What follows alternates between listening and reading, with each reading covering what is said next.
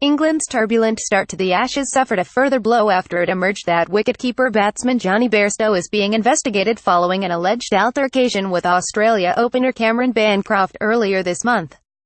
As England meandered towards all but certain defeat in the first test at the Gabba in Brisbane, news broke of a confrontation between Bairstow and Bancroft in a Perth bar. The incident is said to have occurred when a group of England players bumped into members of Western Australia's squad, including Bancroft, who is making his test debut at the Gabba, during the first week of the tour.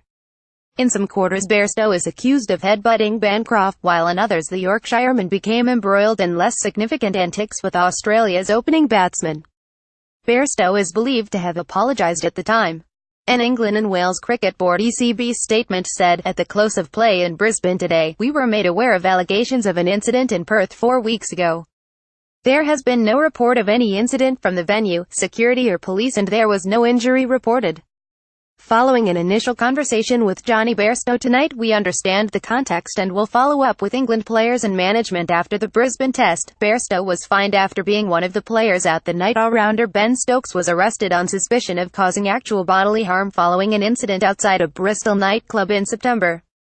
Whether the ECB deem the Bairstow to be worthy of further action or not, it will inevitably lead to renewed questions about the freedom afforded to England players, particularly in light of the Stokes affair.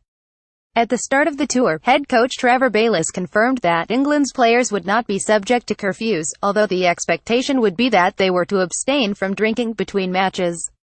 Seamer Mitchell Starc, meanwhile, has confirmed that Australia would continue to target the fragility of England's tail as his side moved to the brink of a 10 lead in the 5-match series on Sunday. England lost their final 4 wickets for just 10 runs as they were dismissed for 195 in their second innings, leaving Australia needing only 170 for victory. Half-centuries from Bancroft and fellow opener David Warner saw Australia to 1140 at the close. "We have plans to all the English batters, but we spoke a bit about the tail," said Starc, who finished with match figures of 6,128.